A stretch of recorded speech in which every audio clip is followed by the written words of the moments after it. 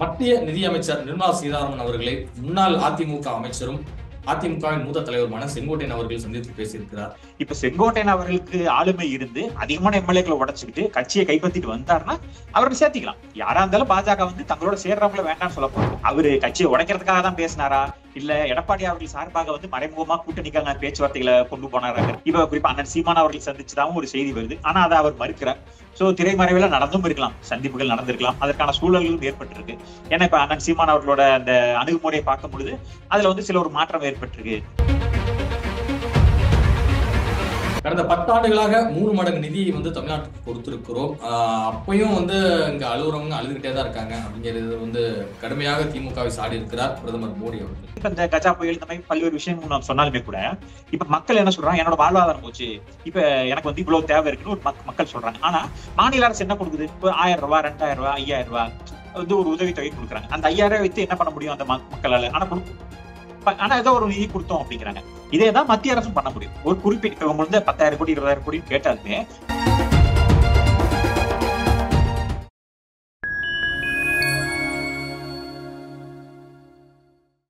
நேயர்களுக்கு வணக்கம். நான் உங்கள் சங்கீத். நம்ம சிறப்பு நிகழ்ச்சியில் நம்மோடு இணைந்திருக்கிறார் மதிப்பிற்குரிய அரசியல் விமர்சகர் மருத்துவர் திரு ரஞ்சித் குமார் அவர்கள். வணக்கம் சார். வணக்கங்க. எப்படி சார் இருக்கீங்க? நலமா இருக்கேன், நீங்க எப்படி இருக்கீங்க? மத்திய நிதியமைச்சர் நிர்மலா சீதாராமன் அவர்களை முன்னாள் அதிமுக அமைச்சரும் அதிமுகவின் மூத்த தலைவருமான செங்கோட்டையன் அவர்கள் சந்தித்து பேசியிருக்கிறார். அதற்கு அடுத்ததாக அதிமுகவிலிருந்து நீக்கப்பட்ட முன்னாள் எம்பி KC பழனிசாமியும் தனியா சந்தித்து பேசியிருக்கிறார். இதனுடைய முழு விவரம் என்ன? எதற்காக சந்திப்பு? இல்ல, பல பல சந்திப்புகள் வந்து உறுதிப்படுத்தப்படாததா இருக்கு. சில சில சந்திப்புகள் வந்து திரைமறைவுல நடந்திருக்கலாம். சில வந்து யூகத்தின் அடிப்படையில் சொல்லியிருக்கலாம். சில வந்து தங்களோட பேர் வரணுங்கிறதுக்காக சில பேர் வந்து நாங்க சந்திச்சோம் பேசணுங்கிற செய்தியை உலாவிடவும் செய்யலாம். இப்ப குறிப்பா அண்ணன் சீமான் அவர்கள் சந்திச்சதாகவும் ஒரு செய்தி வருது. ஆனா அதை அவர் மறுக்கிறார். சோ திரைமறைவுல நடந்தும் இருக்கலாம், சந்திப்புகள் நடந்திருக்கலாம், அதற்கான சூழல்களும் ஏற்பட்டிருக்கு. ஏன்னா இப்ப அண்ணன் சீமான் அவர்களோட அந்த அணுகுமுறையை பார்க்கும் பொழுது அதுல வந்து சில ஒரு மாற்றம் ஏற்பட்டிருக்கு.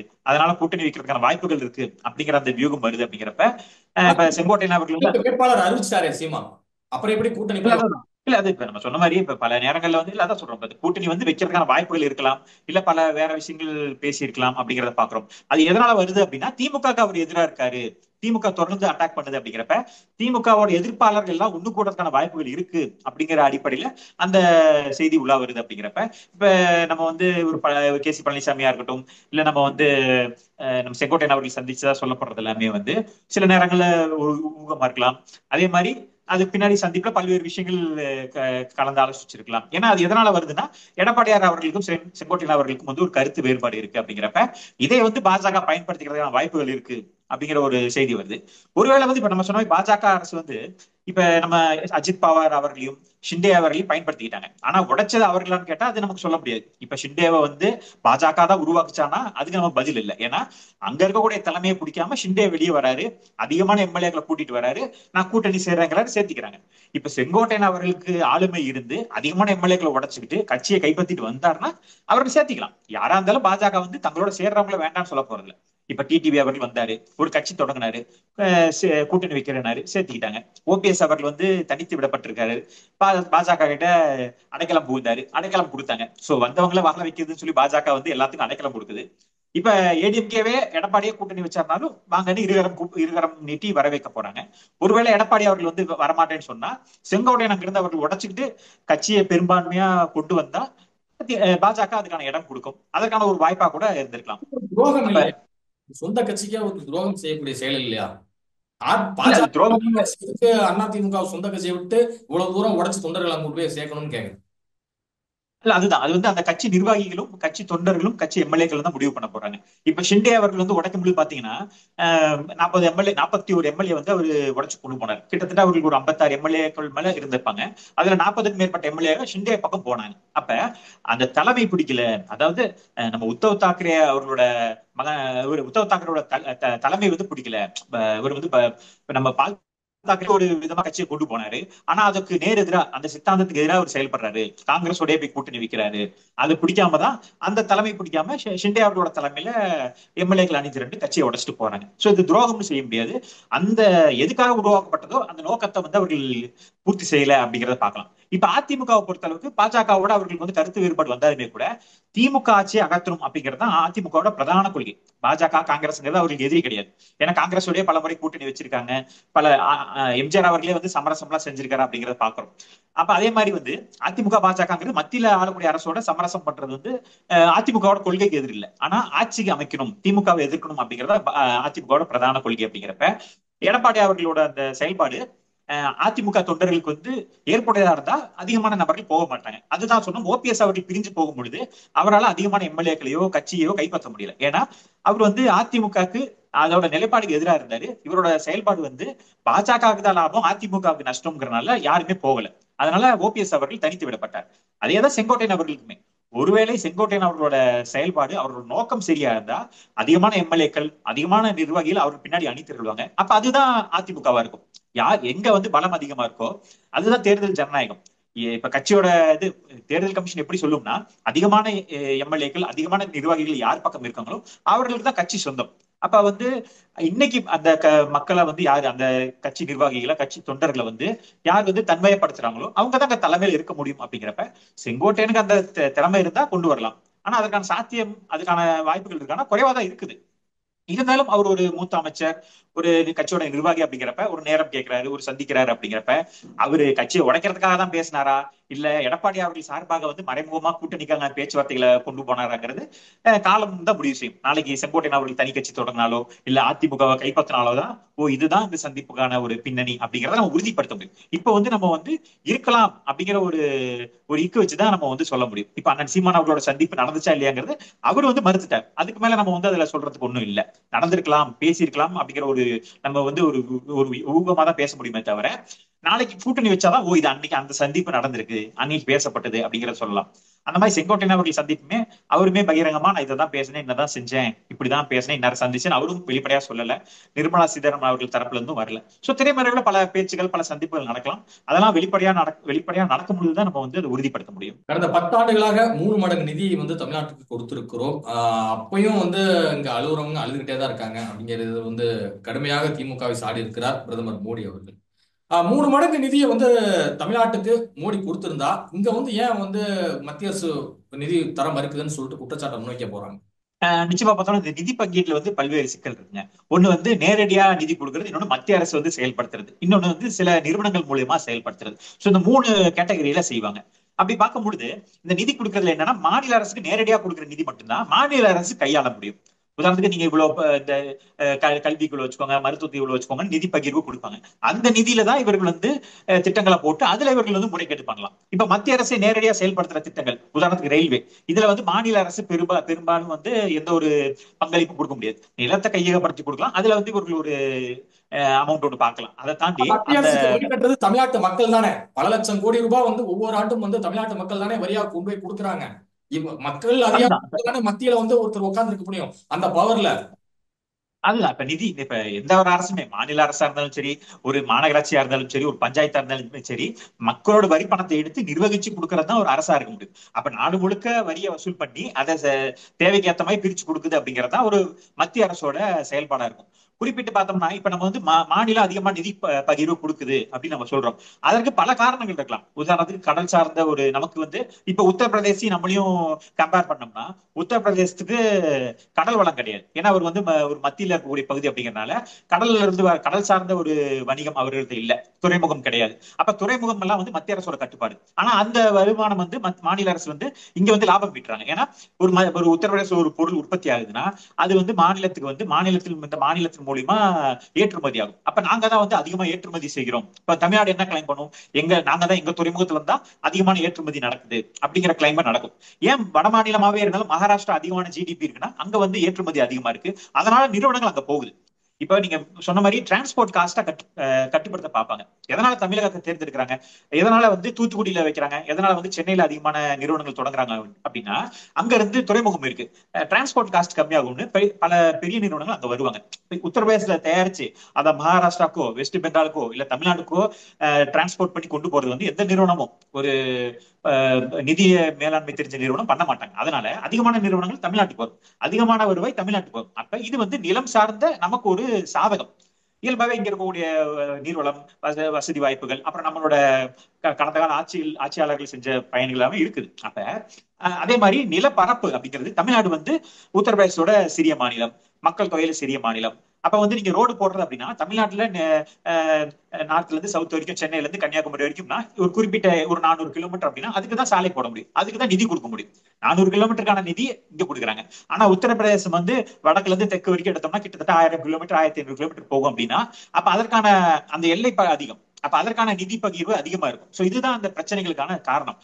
அதிகமான நிலப்பரப்பு இருக்கு, அதிகமான உட்கட்டமைப்பு தேவைப்படுது, அதிகமான மாநிலம் இருக்கு. இப்ப அதிகமான மாநிலத்துக்கான ஒரு சுகாதாரத்துக்கு தேவையான இப்ப நம்ம சொன்னோம்னா ஹாஸ்பிட்டல், ஒரு மாவட்டத்துக்கு ஒரு ஹாஸ்பிட்டல்னா உத்தரப்பிரதேசத்துல 50-60 மாவட்டங்கள் இருக்கும், நம்ம கிட்ட ஒரு 30-40 மாவட்டம் இருக்கும். அப்ப அந்த நிதி பகிர்வு வந்து அதற்கு ஏத்த மாதிரி தான் இருக்கும். அப்ப அந்த உட்கட்டமைப்பு தேவைகள் இதெல்லாமே மாறும் அப்படிங்கறத பார்ப்போம். இதனாலதான் அந்த வேரியேஷன் வருதே தவிர மத்திய அரசு மாற்றாந்தாய் மனப்பான்மையோட செயல்படுறாங்க அப்படின்னு நம்ம 19 குற்றச்சாட்டு கஜா வச்சிட முடியாது. புயலுக்கு பெருசா கொடுக்கல, மிக்ஜாம் புயலுக்கு வந்து மத்திய அரசு பெருசா கொடுக்கல, கஜா புயலுக்கு வந்து பாத்தீங்கன்னா சும்மா கிள்ளி தான் கொடுத்தாங்க அப்படின்னு சொல்லிட்டு அப்போதைய அதிமுக அரசு குற்றம் சாட்டுனுச்சு.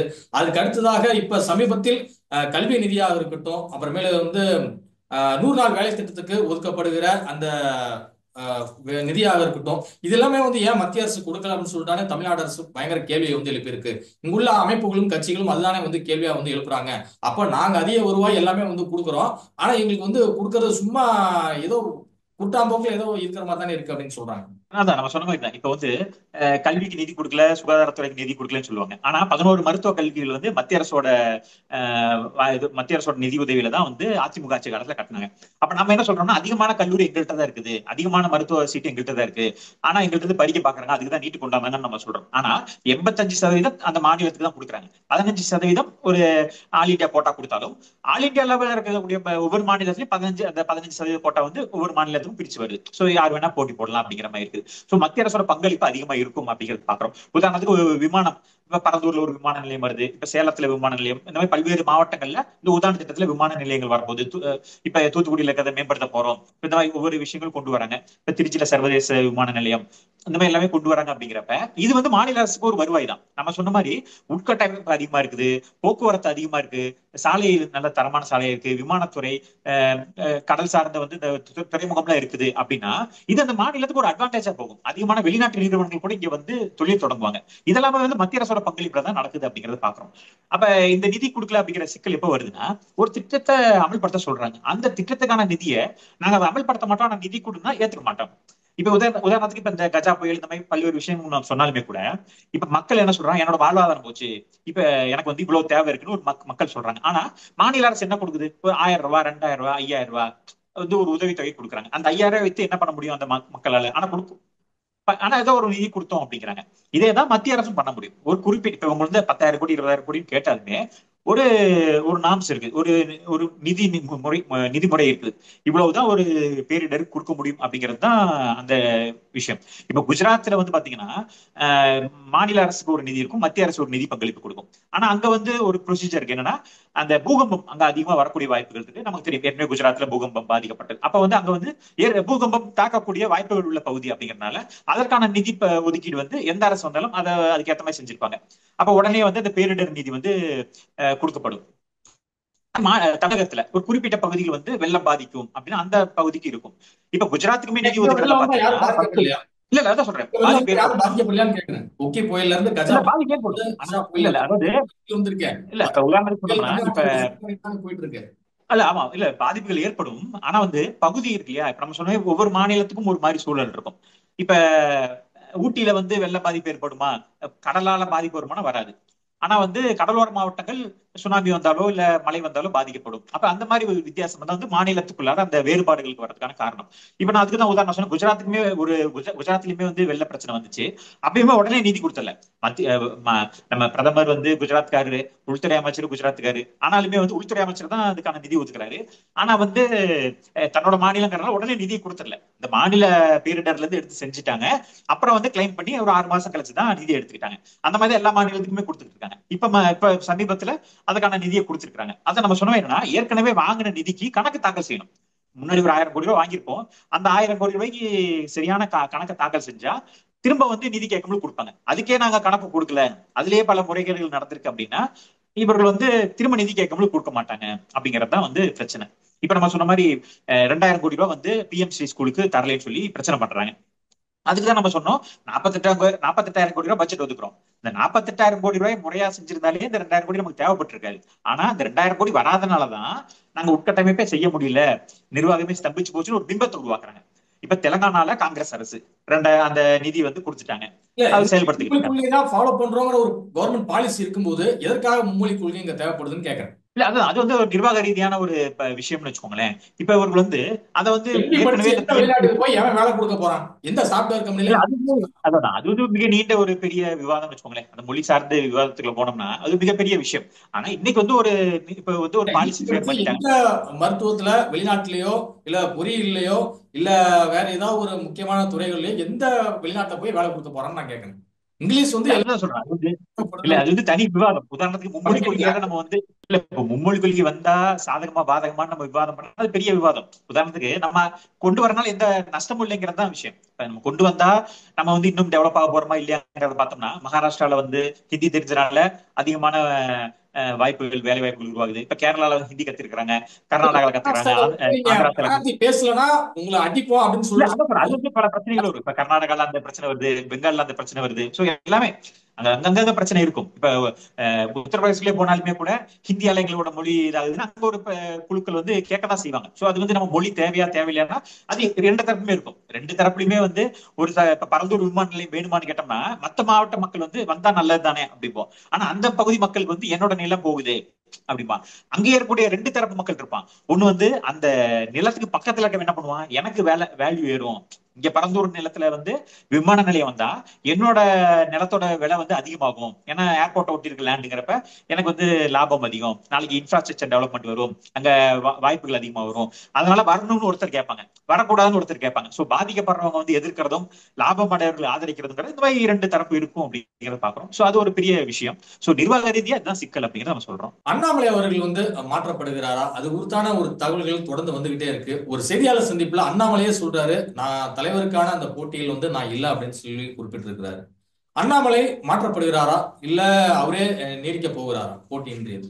அது வந்து இன்னும் நம்ம வந்து காலம் இருக்கு அப்படிங்கறத பார்க்கலாம். ஆனா வந்து என்னன்னா அதிகமா மாத்துறதுக்கான வாய்ப்புகள் இருக்கு அப்படிங்கிறது தான் போய்கிட்டு இருக்கு. அண்ணாமலை அவர்கள் வந்து தொடர்ந்து தமிழகத்திலே இருக்கதா விரும்புறாரு, தமிழக அரசியல் மாநில அரசியல் செய்யதான் விரும்புறாரு. ஒருவேளை மத்திய அமைச்சர் பதவி கொடுத்தாலுமே கூட தன்னோட இருப்பு இங்க குறைஞ்சிரும், தன்னோட பிடிமானம் குறைஞ்சிரும் அப்படின்னு அவர் எதிர்பார்க்கிறார். அதனால தொடர்ந்து நான் தலைவரா செயல்படுறேன் அவர் கேட்டுட்டு இருக்காரு. அதற்கான பரிசீலனை போய்கிட்டு இருக்கு, அந்த பேச்சுவார்த்தை எல்லாம் நடக்குது அப்படிங்கிறாங்க. சோ அதனாலயுமே கூட இப்ப பிரதமர் வரும்பொழுது இபிஎஸ் அவர்களோட சந்திப்புமே கூட நடக்காம போனது வந்து இந்த மாற்றம் ஏற்பட்டதுக்கு அப்புறம் கூட்டணி உறுதியானதுக்கு அப்புறம் சந்திப்போம் அப்படிங்கிறதுக்காக கூட அது அந்த சந்திப்பு நடக்காம இருக்கலாம் அப்படிங்கிறதும் நம்ம அரசியல் வட்டாரத்துல பேசு பொருளா இருக்குது. குறிப்பா பார்த்தோம்னா பாஜக ரெண்டு விதமான வியூகத்தை எடுக்கலாம். ஒண்ணு வந்து கூட்டணிக்காக வந்து அண்ணாமலை அவர்களை வந்து தற்காலிகமா ஒரு இடமாற்றம் செய்யலாம். இது வந்து எல்லா மாநிலத்திலும் நடக்கிறது தான். பாஜக வந்து இந்த நிர்வாக சீர்திருத்தம் வந்து எல்லா இடத்துலயும் பண்ணுவாங்க. கர்நாடகால எடியூரப்பாவை நீக்கி பார்த்தாங்க, அப்புறம் அது ஒரு பேக் ஃபயர் ஆனது, திரும்ப எடியூரப்பாவோட மகனையே வந்து அங்க போட்டாங்க. தெலங்கானால பாத்தீங்கன்னா கிஷன் ரெட்டி அவர்கள் வந்து மத்திய அமைச்சரா பதவி உயர்வு கொடுக்கப்பட்டு பண்டி சஞ்சய்குமாரை கொண்டு வந்தாங்க. அப்புறம் அதுக்கு உள்ளுக்குள்ள பல சர்ச்சைகள் ஆச்சு. அப்புறம் அவர் மேல பல்வேறு குற்றச்சாட்டுகள் வரும்போது அவரை நீக்கிட்டு திரும்ப கிஷன் ரெட்டி அவர்களே போட்டாங்க. சோ இந்த மாதிரி ஒவ்வொரு மாநிலத்திலும் ஒரு வியூகத்தை அமைப்பாங்க. சில நேரங்களில் முதலமைச்சரை மாத்தி அமைப்பாங்க. நம்ம பார்த்த உத்தரகாண்ட்ல வந்து முதலமைச்சர் இவர் ராவத் அவர்களை மாத்திட்டு தாமி அவர்களை கொண்டு வந்தாங்க. சோ அந்த மாதிரி பல்வேறு சீர்திருத்தங்களை பண்ணிக்கிட்டே இருப்பாங்க. அது கட்சிக்கு என்ன மாதிரி பயனளிக்குதுன்னு அவங்க முயற்சி எடுப்பாங்க. அந்த மாதிரி அண்ணாமலை அவர்கள் வந்து இப்ப மாத்தினா என்ன மாற்றம் வருது அப்படிங்கிறத செஞ்சு பார்க்கலாம் அப்படிங்கறதுனால வாய்ப்புகள் அதிகமா இருக்கு. சோ அதிமுக கூட்டணியை வந்து கொண்டு வரதுக்காக அண்ணாமலை அவர்களை தற்காலிகமா மாத்துவோம் அப்படிங்கிற ஒரு முயற்சி எடுக்கலாம். அதனால இப்ப நம்ம சொன்ன மாதிரி இப்ப இன்னும் அரசியல்ல இருந்து என்ன ஒரு வியூகம் பாக்குறாங்கன்னா அண்ணாமலையை மாத்துறதுக்கு பதிலா செங்கோட்டையில இந்த தலைவரா மாத்துவோம், அதாவது பொதுச் செயலாளரா மாத்துவோம், அதிமுகவோட தலைமையை மாத்துவோம், நம்ம தலைமையை மாத்தாம அந்த தலைமையை மாத்துவோம் அப்படின்னு முயற்சி எடுக்கிறாங்க அப்படிங்கிறாங்க. ஆனா அதோட கல யதார்த்தம் வந்து மாறி போகும். நம்ம சொன்ன மாதிரி ஒரு செங்கோட்டை தனி இயக்கம், எம்ஜிஆர் தொடங்கிய இயக்கம், ஜெயலலிதா அவர்கள் வந்து கட்டி காத்த ஒரு இயக்கம். அந்த இயக்கத்துடைய தலைமையை மாற்றும் முடிவில் வந்து எப்படி பாஜக வந்து ஈடுபட முடியும்? அதனுடைய அதுதான் சொல்றேன். நம்ம சொன்ன செங்கோட்டையன் அவர்கள் வராரு, அவருக்கு வந்து இல்ல அதுதான் அது அரசியல் வட்டாரத்தை சொல்லப்படுறது என்ன, எடப்பாடியை மிரட்டுறாங்க, கட்சியை வச்சு மிரட்டுறாங்க, செங்கோட்டையில கொண்டு போக போறாங்க அப்படின்னு ஒரு வியூகம் சொல்லப்படுது இல்லையா. அது நடந்தாதான் நம்ம உறுதிப்படுத்த முடியும். அது வரதுக்கான காரணம் இந்த மாதிரி இடியை வச்சு மிரட்டுறாங்க, அதை வச்சு மிரட்டுறாங்கன்னு சொல்றாங்க. ஆனா அப்படி ஒண்ணு நடந்தா அது வந்து பாஜகவுக்கு சாதகமா வரப்போறது இல்லை. ஏன்னா இப்படி ஒரு தலைமையை மாத்தினாங்கன்னா அது அதிமுக தொண்டர்கள் மத்தியில ஒரு எதிர்ப்பை தான் உருவாக்கும். ஏன்னா எடப்பாடி அவர்கள் ஒரு தலைமையா நிரூபிச்சிட்டாரு. தன்னை வந்து ஒரு தொடர்ந்து ஒரு ஆட்சியை வந்து தக்க வச்சு முழுமையான ஆட்சியை நடத்தி காட்டிட்டாரு, கட்சியை தன் வசப்படுத்தி வச்சிருக்கிறாரு. டிடிவி, ஓபிஎஸ், சசிகலா போன்ற முக்கியமானவர்களே ஓரம் கட்டிட்டார். இவர்கள் எல்லாமே இவரோட சீனியரா இருந்தாங்க, ஒரு ஆளுமையா இருந்தாங்க. ஓபிஎஸ் அவர்கள் வந்து பலமுறை முதலமைச்சரா இருந்தாரு. டிடிவி மிகப்பெரிய ஒரு ஆளுமை. இவங்களை எல்லாம் கை காட்டினதே டிடிவி தான். சசிகலா வந்து எப்படி இருந்தாங்க நமக்கு தெரியும். இப்படிப்பட்ட ஆளுமைகளே ஒதுக்கி இன்னைக்கு வந்து அதிமுகவை கைக்குள்ள வச்சிருக்கிறார். அப்ப அந்த தலைமையை வந்து பைஃபோர்ஸா அவர்கள் வந்து மாத்தினாங்கன்னா அது அதிமுகக்குள்ள இன்னும் பிளவுகளை ஏற்படுத்தும், இன்னும் வந்து சர்ச்சைகளை உருவாக்கும். அதனால அந்த முடிவை வந்து பாஜக செய்யாது. அதனால அண்ணாமலை அவர்கள் மாத்துறதுக்கான வாய்ப்புகள் அதிகமா இருக்குன்னு தான் நம்ம வந்து பார்க்கலாம். ஒருவேளை இப்படி ஒரு முடிவு எடுத்தாங்கன்னா அதோட ரிசல்ட் வந்து அவர்கள் எதிர்பார்க்கறது கொடுக்காது அப்படிங்கறத நம்ம ஒரு ஆர்டிபிஷியலா செய்ய பார்த்தாங்கன்னா அது எந்த அளவுக்கு சாத்தியம் அப்படிங்கிறது தமிழக களம் தெரிஞ்சவர்களுக்கு தெரியும். அது வந்து பாதகமா தான் முடியும், சாதகமா முடியாதுன்னு. அதனால அண்ணாமலை அவர்கள் மாற்றத்துக்கான வாய்ப்புகள் அதிகமா இருக்கு. சோ பொறுத்திருந்து பார்ப்போம் மத்திய பாஜக என்ன வியூகம் வகுக்கிறாங்க. நம்ம சொன்ன மாதிரி கர்நாடகால ஒரு விஷ பரீட்சை எடுத்தாங்க. அங்க வந்து எடியூரப்பா அவர்களோட அதிகாரத்தை குறைக்க பார்த்தாங்க. ஏன்னா அங்க வந்து எடியூரப்பா தான் ஒரு ஆளுமை அப்படிங்கிறது இருந்தது. அங்க வந்து அங்க இருக்கக்கூடிய மாநில நிர்வாகிகள் சில பேர் எடியூரப்பாவோட அதிகாரத்தை குறைக்க பார்த்தாங்க. அது பாஜக ஒரு பேக் ஃபயரா மாறிச்சு. அதனாலதான் திரும்ப எடியூரப்பாவோட மகனை வந்து அங்க கொண்டு வந்திருக்காங்க. அதனால இங்க வந்து என்ன ஒரு பரீட்சை எடுக்க போறாங்க. இப்ப அண்ணாமலை அவர்களை மாத்தினா பாஜக விழுகுமா, இல்ல கூட்டணி அமையுமா, இல்ல கூட்டணியில என்ன கணக்கு வைக்கலாம், இது 2026 எப்படி எதிரொலிக்குதுன்னு பார்த்துட்டு அதுக்கப்புறம் அவர் வியூகத்தை மாத்துவாங்க அப்படிங்கறத நம்ம பார்க்கலாம். இதுவரை உங்க பல்வேறு கருத்துக்கள் கொடுப்பதற்கு மிக்க நன்றி சார். நன்றிங்க.